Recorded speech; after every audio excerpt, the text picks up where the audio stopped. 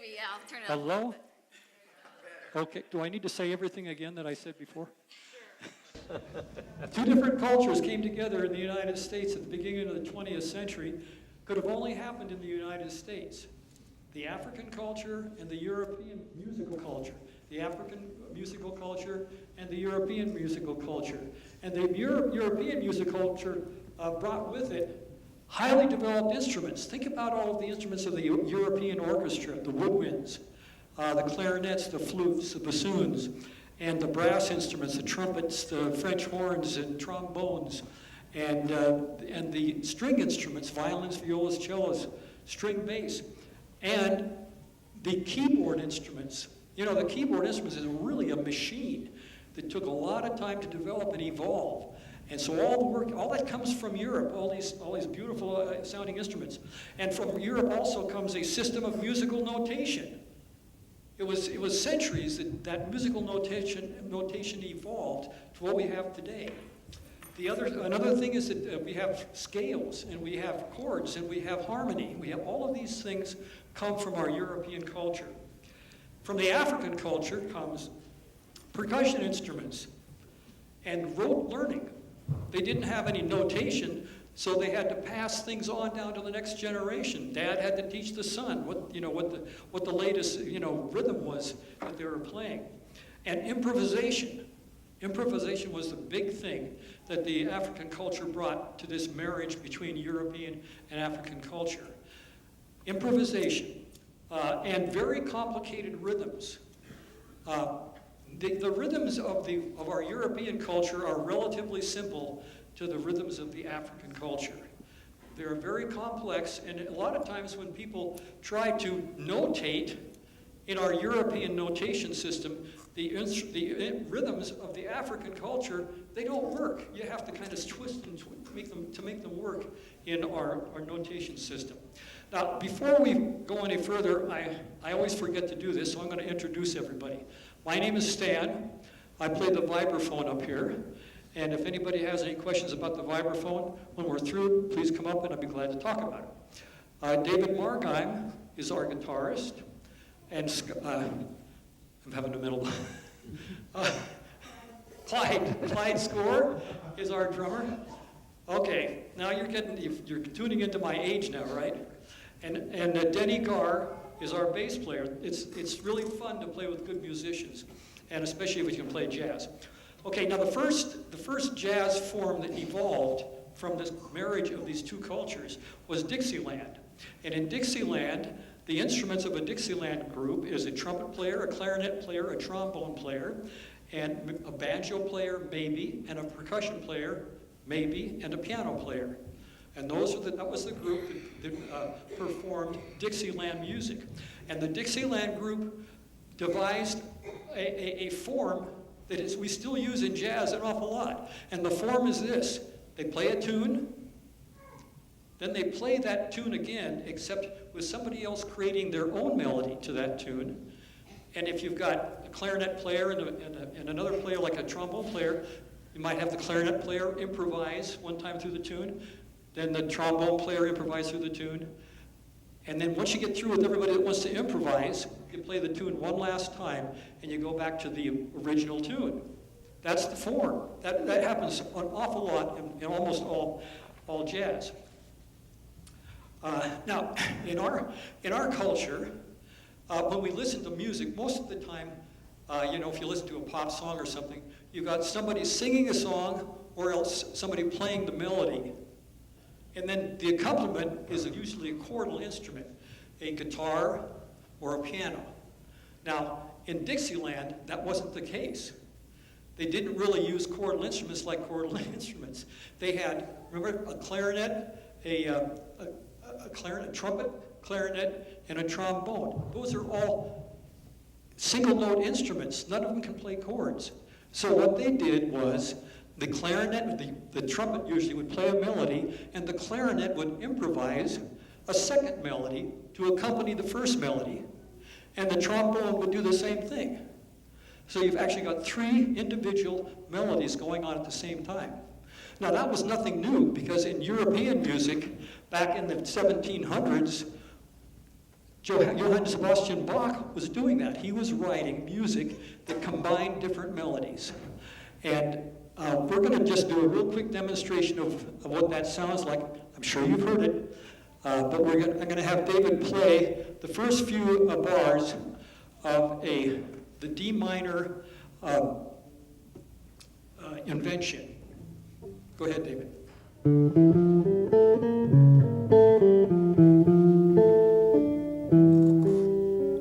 Okay, now I'm gonna play a melody with him, and you can hear how they work together.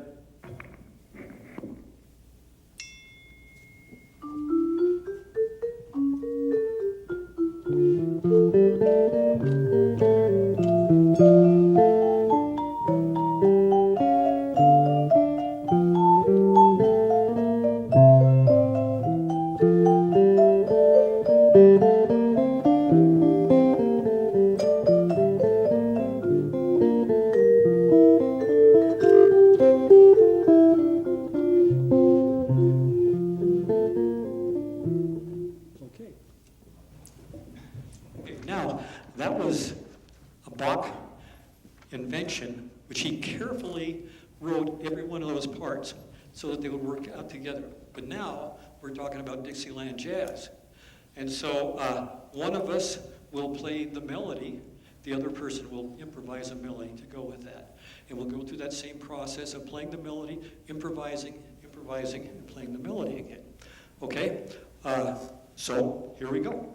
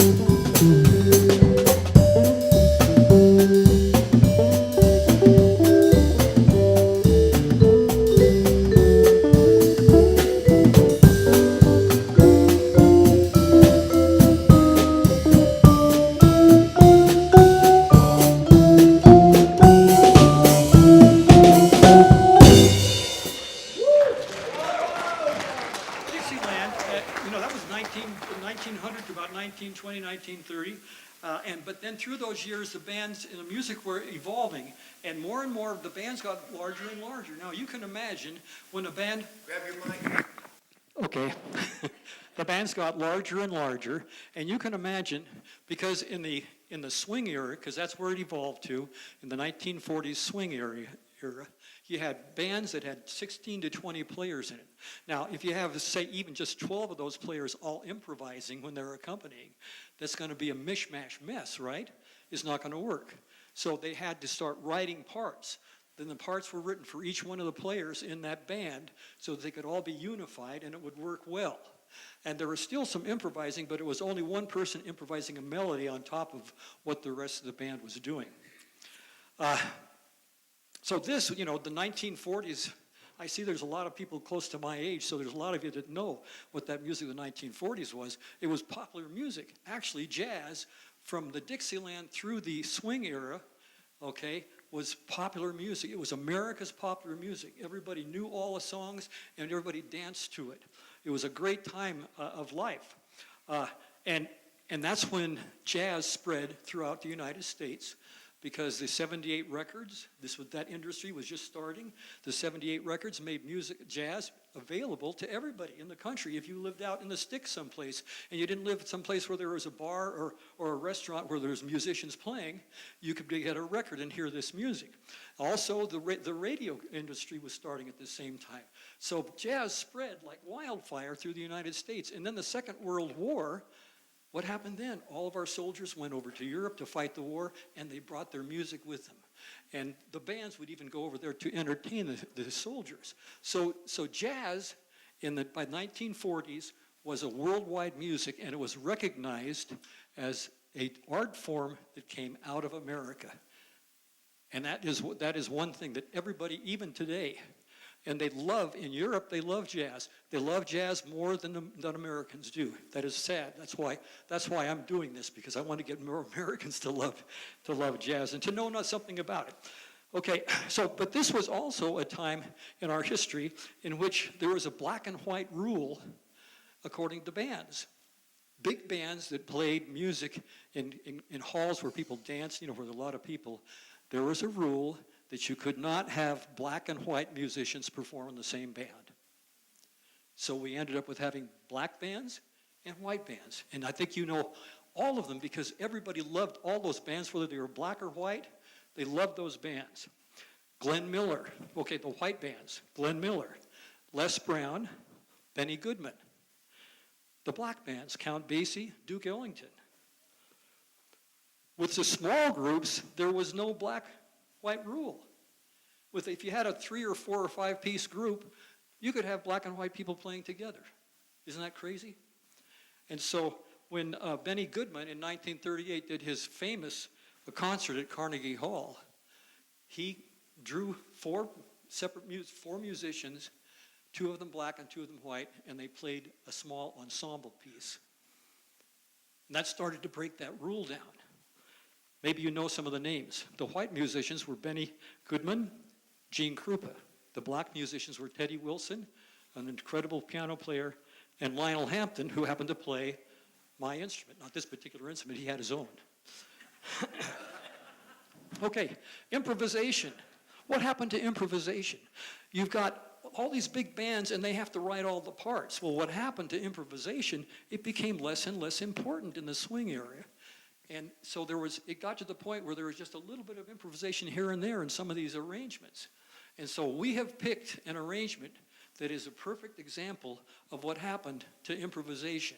And it's called Leapfrog. Anybody remember that? 1945 big hit by Les Brown's band of renown. It's called Leapfrog. And this arrangement is 90 measures long. And most of the arrangements had to be around 3 minutes, because the 78 record couldn't be any longer than that.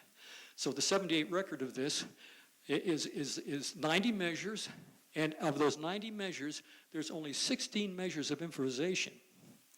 Okay? So we are going to play this Leapfrog. I will be playing all the trumpet and the brass parts, and David will be playing the saxophone parts. Okay? And when we get to the points where there's improvising, I will raise my hand so you'll know. I want you to all recognize when that improvisation starts. And it's only going to be 4 measures. And then we go back to reading, and then later another 4 measures of improvisation, and so forth. At the end, like I said, there's only 16 measures of improvisation. Okay, Leapfrog.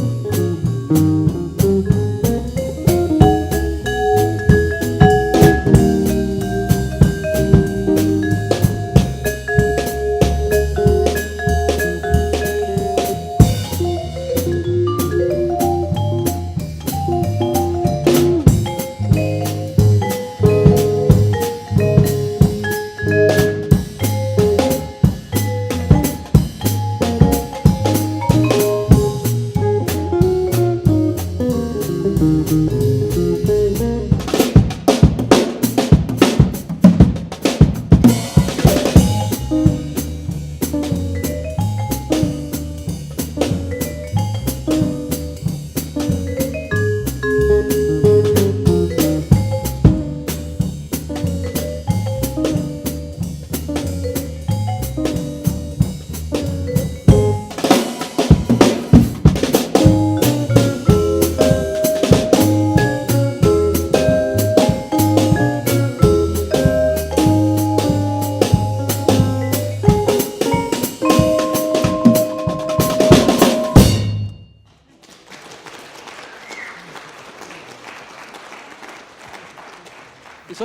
the new element that jazz brought to musical art forms was improvisation. Because European music, the composer was the creator. He would write the music down because we had a notation system. He could write down exactly what he wanted. Dynamics, articulation, everything he could include in that notation. And what is the performer? The performer has to play that exactly how that composer has written it. The performer is not involved at all in the creative process. But with jazz, the composer writes a song, and that becomes a blueprint upon which improvisers are creative. So the musicians, the performing musicians in jazz, become part of the creative aspect of that music. A big difference than what was coming from Europe. And that's because that's the element that came from Africa, the creative part, the improvisation. So I bring that up because when the jazz musicians woke up one day and they said, oh, I got to go play, with this band, and I can only improvise 4 measures, they said, I don't want that. I want to be able to improvise. And so they pulled out guys out of the bands and started small groups again in which they emphasized improvisation. As a matter of fact, and of course, they were pulling them out of dance bands, and one of their big purposes was to play music that wasn't danceable, because they wanted people to listen to their improvisations. So let's do music that people aren't going to want to dance to, so they'll listen to us. And that's exactly what they did. They used really fast tempos, and they used changing styles. They go from a swing style to a Latin style and that sort of thing. Anything to make it something to listen to. And the improvisations were much more sophisticated. They wanted to tell a story with their improvisation. They wanted to start relatively simple and then develop it and get more exciting and reach some kind of a climax in their improvisation, just like telling a musical story. And you can't do that when you're given just 4 measures to improvise. That was called the bop era. The musicians had pulled themselves away from this big band music was the bop era. Now, the downside of that for jazz was that all the people that loved jazz because they could dance to it now didn't go to jazz. Where did they go? The Bill Haley and the Comets. And the rock and roll of the 50s, because they could dance there. That was the dance music. Okay, so music, that was a big kind of a shift in the audience of jazz. Charlie Parker was the king of bop. He had innovative improvisations that were just incredible.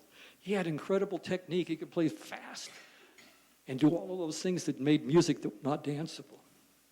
One of the things he would do, he would add harmonies to a song. Take a simple song with relatively simple harmonies, and he would add harmonies to them to make them more sophisticated. And even with that fast tempo, it made them harder to play.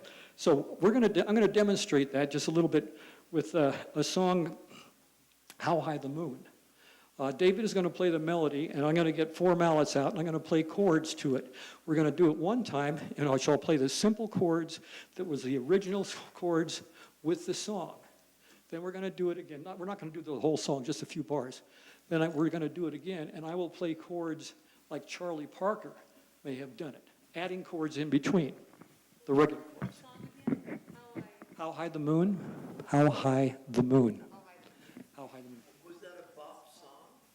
How High the Moon? Yeah. How High the Moon is a jazz standard. Yeah, I don't know that it was originally a bop song, but a lot of the bop players took standard music and made bop performances out of it. Okay.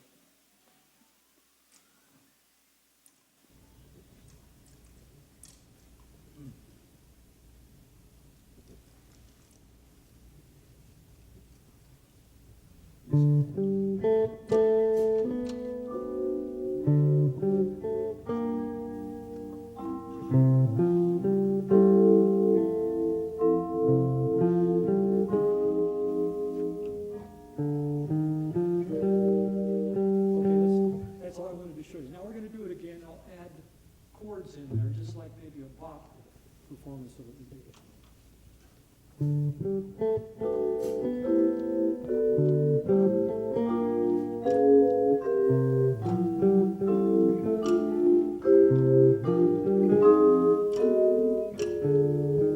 Okay. So this is very sophisticated.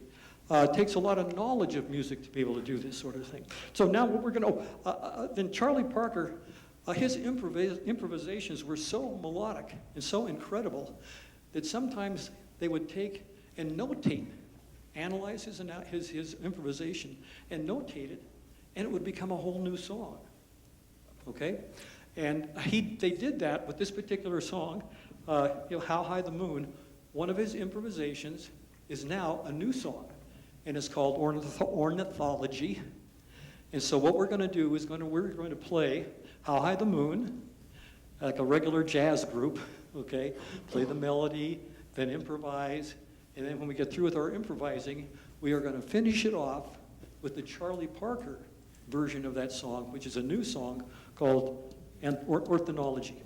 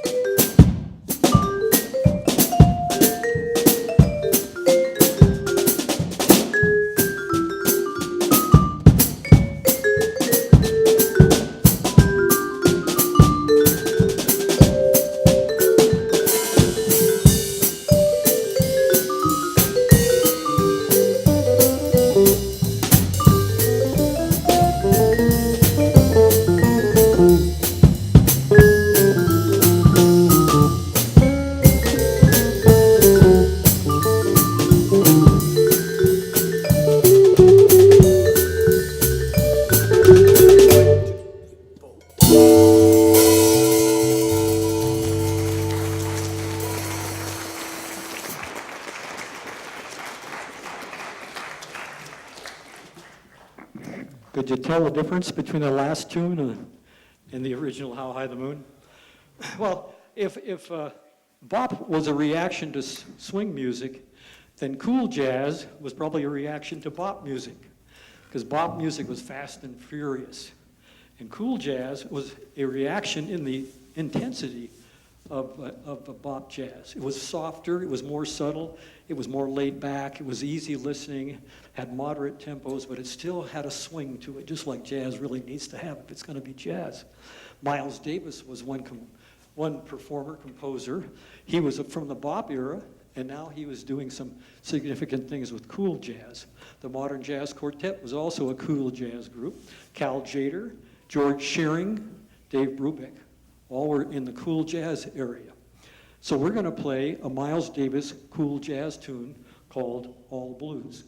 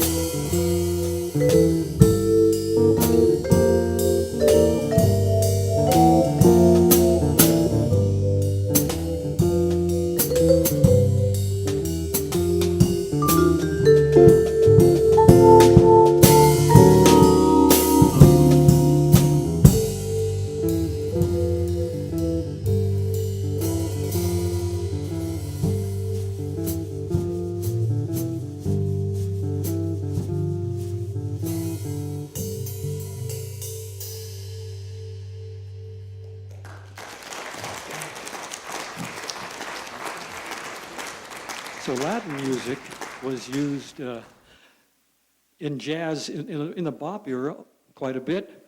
I said that in bop era they tried to do things that would make the music not danceable. And so there was quite a few songs that were written that would have a Latin section and a swing section. And one of those tunes was Dizzy Gillespie's Night in Tunisia. What would happen would be that the drummer was expected to be able to play all the parts of a Latin ensemble, A Latin ensemble has probably got maybe 4 or 5 or more percussion players all playing a different Latin instrument, okay? But the drummers had to learn a technique to be able to do that, and that's what happened. However, there was one band that played exclusively Latin music, and it was, you could tell by the title they played specifically Latin music. The name of the band was Cal Tjader Modern Mambo Quintet, okay? Modern Mambo Quintet, so they were playing mambos. And what Cal Tjader did, he hired Latin percussionists to play, so that he had a drummer, but then he would hire Latin percussionists. Mongo Santa Maria was one that he would hire. Willie Bobo was one that he would hire. Later on, after he became well known playing Latin music, he added cool jazz to his repertoire, and he changed the name of his group to the Cal Tjader Quartet or Quintet. I was of the age in those days and living in San Francisco, and I heard him play many times in a nightclub called the Black Hawk. I was a teenager, but in the Black Hawk nightclub, they had a special section where they had chicken wired in this special section for underage people that couldn't drink. And so you could buy a soda pop. You had to pay $1 for it, which in those days was a lot of money. And because that's what people paid for alcohol drinks in those days, $1 for a drink. So, but the nice thing about that, it gave teenagers a chance to hear these great musicians that they wouldn't have heard otherwise, which was me. And I was inspired by Cal Tjader and Milt Jackson, 2 vibraphone players, to want to play this instrument. And I think that what makes a musician out of somebody is when they hear somebody play music on an instrument and they say to themselves, I want to do that. Okay? And when that spark happens, you know, if they've got the discipline, they can develop the skill. But that's the first thing. Otherwise, it's mom and dad always telling me, you got to go practice now, you got to go practice now. Okay, so let's see, where I lost myself.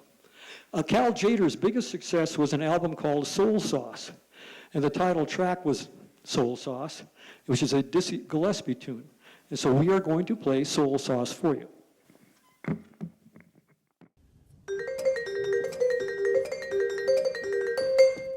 What you wanna?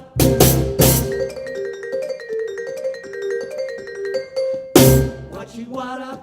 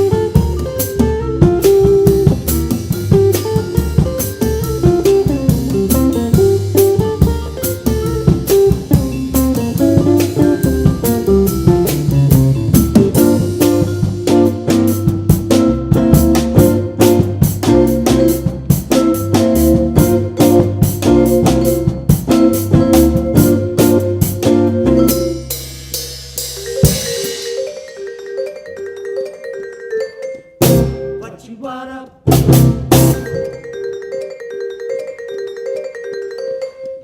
What you what up?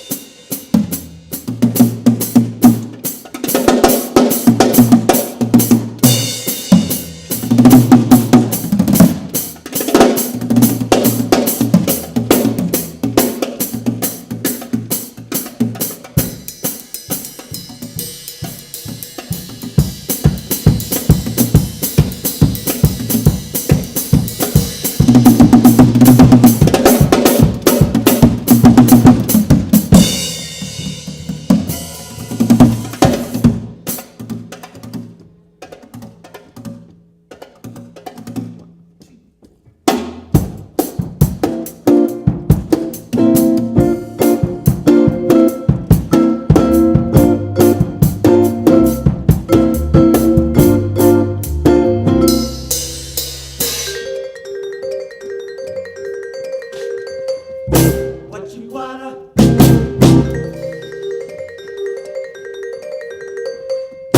What you what up?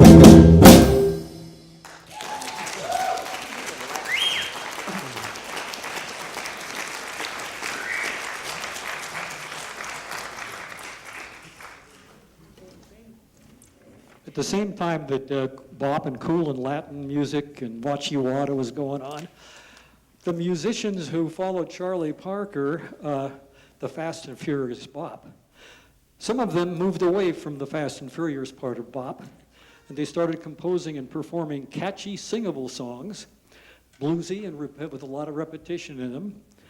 And they called this group, of all things, the hard bop group, even though it was softer bop than bop. And it's also called funky jazz and soul jazz. The Jazz Messengers, Horace Silver Quintet, and Max Roach and Clifford Brown Octet were groups that did what is called by some jazz historians hard bop. Cannonball Adderley was another one. Many of the tunes were arranged in a way that integrated the accompaniment with the melody. In other words, the accompaniment was not just playing time like a jazz rhythm section would normally do, 1, 2, 3, 4, din, din, din, din. They were playing accents and other things that were part and parcel with the melody. And we're going to be playing one of those. Sister Sadie is the name of the tune. It's a Jazz Messengers Horace Silver Quintet song. It's a very catchy melody. And it's in 3 phrases. And if you listen to the ensemble, it's kind of like a dialogue between the ensemble and the melody instrument. The ensemble is going to play a 2-note ba dot. And every one of those ba dots begin the next phrase of the melody. Okay? And so that's a good example of what I'm talking about, this kind of arrangement in which the melody and the accompaniment become a unit. And without that special thing that the rhythm section is doing, the tune is not complete.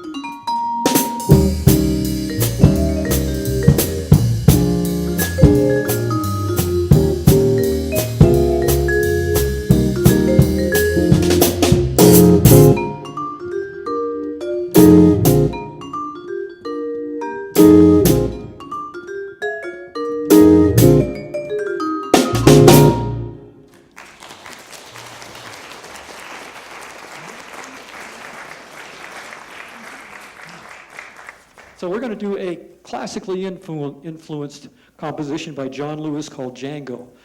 And anyway, I'll pass up all of the stuff I was going to talk about, but it sounds very much classical.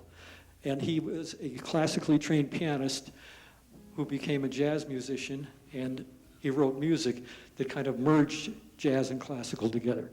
Django.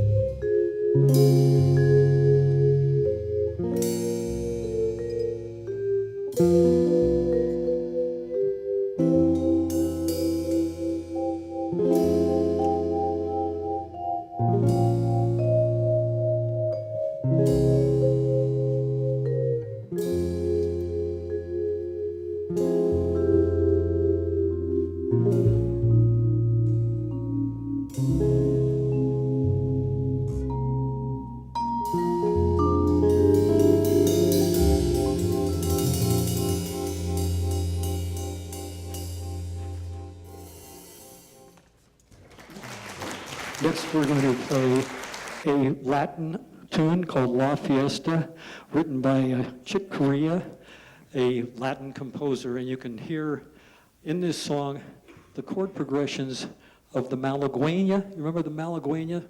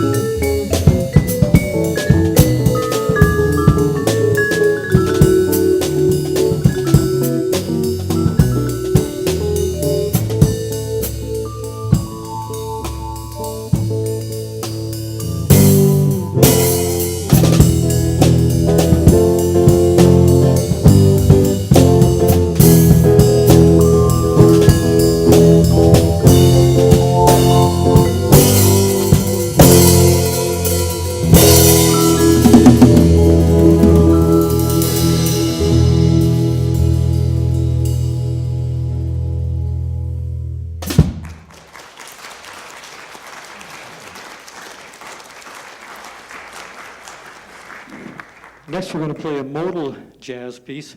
And just quickly, what modal jazz is, it eliminates chord progressions.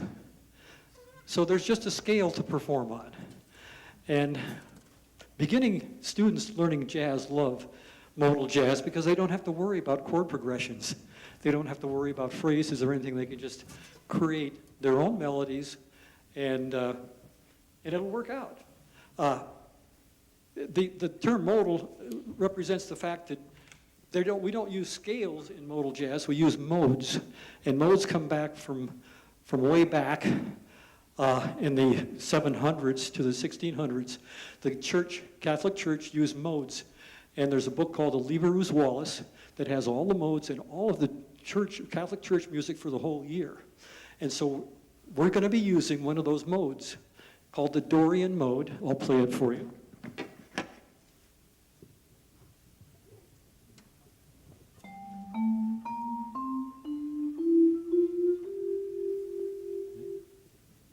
It's just like, thank you. I did that really well, didn't I? That's just like a minor scale with one note difference, okay? So this song starts out in the G Dorian mode, and then you'll hear that in the middle of it, the B section of the song, it shifts to the A Dorian mode. So you can hear that shift. I'll play the A Dorian.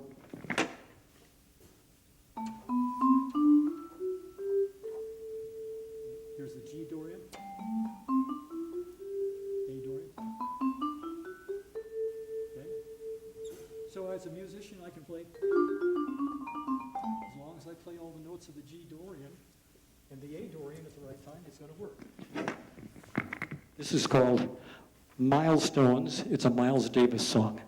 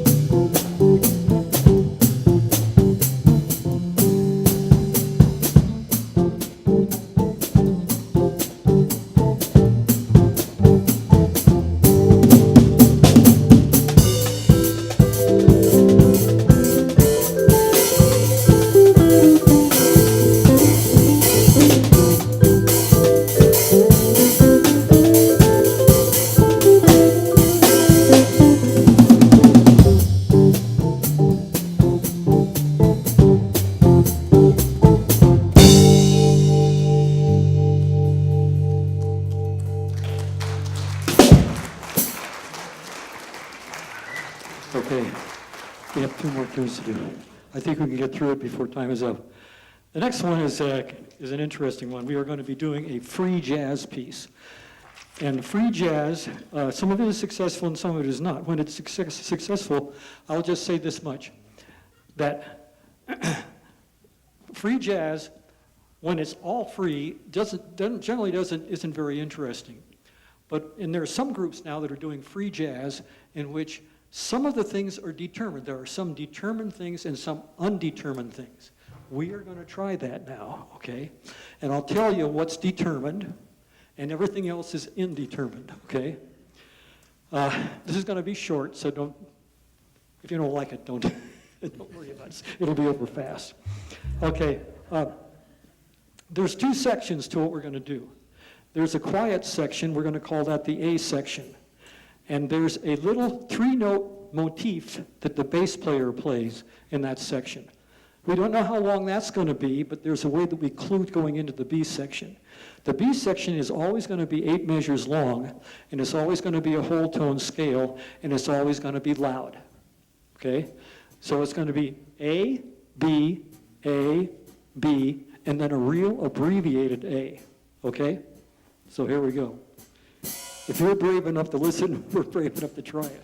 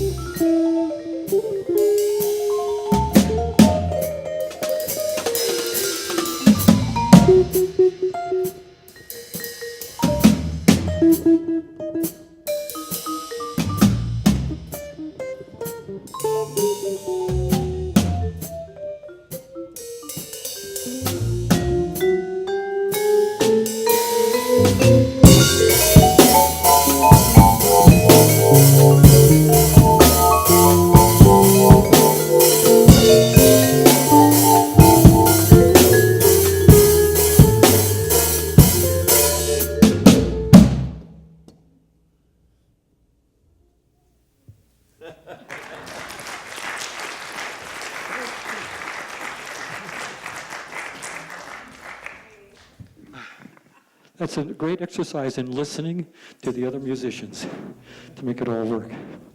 We're going to conclude our performance tonight with a rock jazz fusion piece called It Don't Mean a Thing If It Ain't Got That Swing. Anybody heard that song before, you know?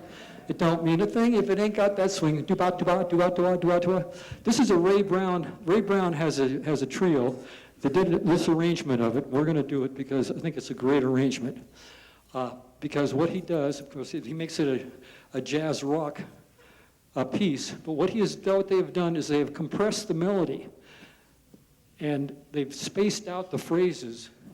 So instead of it being, don't mean a thing if it ain't got that swing, it's it don't mean a thing if it ain't got that swing. Do-ah, do-ah, do-ah, do-ah, do-ah, do-ah, do-ah, do-ah, do-ah, do-ah. Okay, so here we go. It don't mean a thing.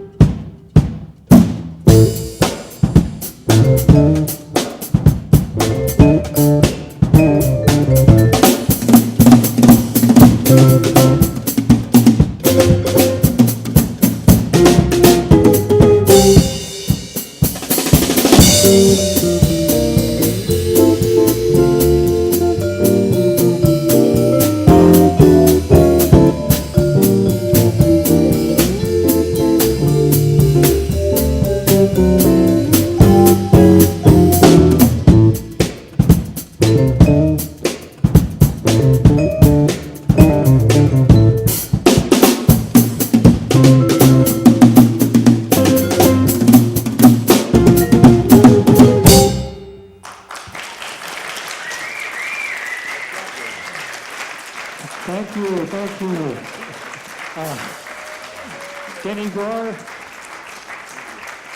David Morgan, Scott Score, and Stan Gibbs. Thanks for coming. You guys were a great audience. Hope to see you soon again. Oh, by the way, if any of you would like to know when we're performing again, you can get on our email list. There's a piece of paper back there. If you put your name and your email address, we'll let you know if and when and where we're playing again. Okay?